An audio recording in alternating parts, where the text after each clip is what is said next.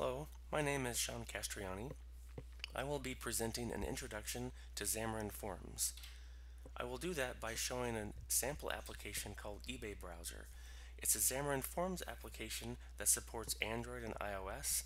It allows a navigation of the eBay category hierarchy. It displays popular items within the eBay category, and it accesses the eBay data through eBay's own web services. I've listed two of the URLs from eBay web services that show how to get category information and find popular items. So let's switch to the code. Here I have Xamarin Studio already open with the eBay browser application, and let's just run the application to see where we are right now.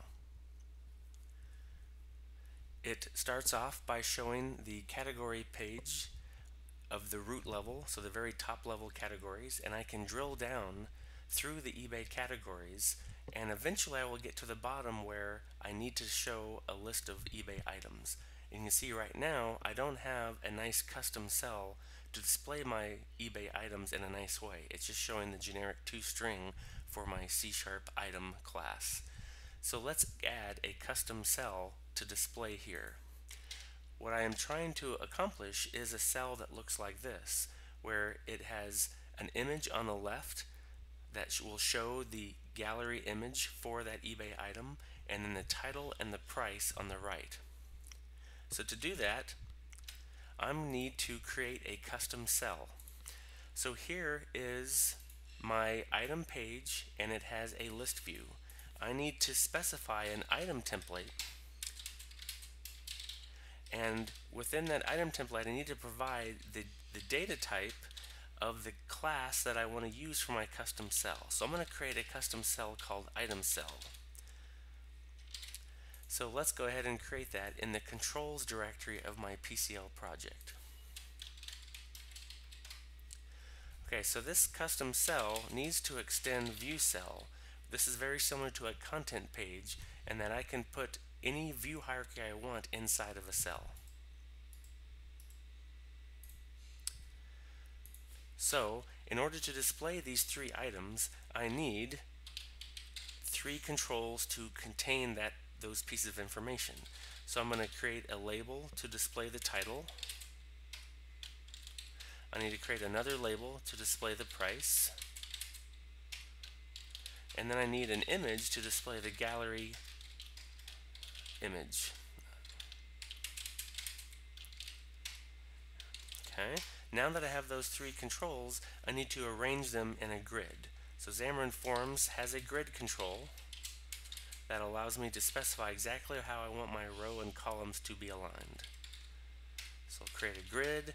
I'll go ahead and give it some padding so that my information inside my cell is not touching the boundaries of the phone screen.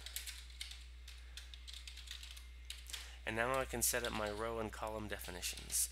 So for my row definitions, I'm going to need two rows, row definition, and I'm going to set the height each to be a grid length called auto, and this will set that row to be only as tall enough to contain the data that's inside it. And I want that to be the case for both of my rows in this grid, so I'll just reuse that. Now I can set up my column definitions. So for my columns, if we look back at the slide, you can see that my columns, I have one column for the image that's taking up about 20% of the width of the cell, and I have my other column with the title and the price that's taking up about 80% of the cell. So in order to do that, I'm going to use a grid unit type called star. So we'll set the width equal to a grid length of 1 star. And then I will do a similar setup for the second column, except I'm going to use 4 stars here. So the way the stars works is if you add up all the columns with stars, you get 1 plus 4, you get 5. So 5 total star, and the first column is going to be 1 of those, so 1/5, and the second column will be 4 of that, so 4/5. So that gives us our 20 and 80%. Now that I have the rows and columns defined, I'm going to add the controls for the title, price, and gallery to my grid. So I'll add the gallery image to the 0th column and 0th row, and then similarly for the title and the price, I'm going to add it to the column with index 1 but the 0th row. Here I'll use the same column with index 1 but now the row with index 1. And then if we look back at our mock-up, we can see that this image should span 2 rows.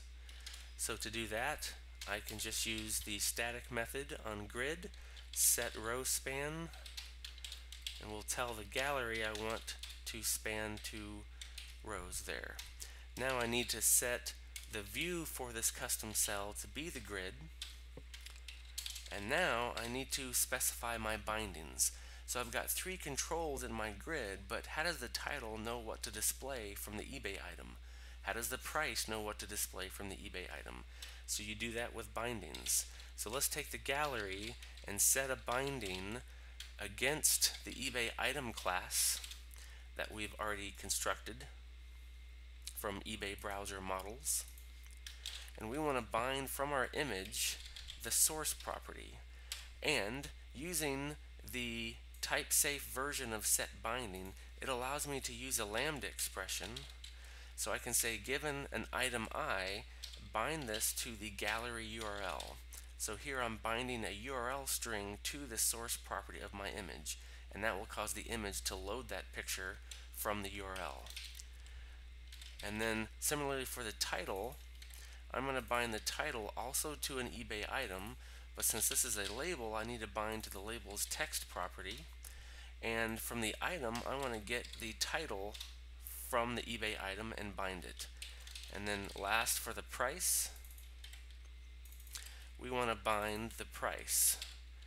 So the current converted current price.value is a double that contains the actual amount of the item. So now that I have that information, if I run it, I will see that my display looks a little bit better when we go down to the actual items. So we will navigate through the categories again and eventually get to our items, and you can see we have, exactly like we wanted, an image that's spanning 2 rows and then a title and a price. But I want to make this look a little bit better, so let's make a few changes by making the price be a smaller font size. Let's go ahead and make it bold so it stands out. And let's also make it right justified. So horizontal text alignment is going to be the end. So now if I run it, we should get our final item page with a nice display of items.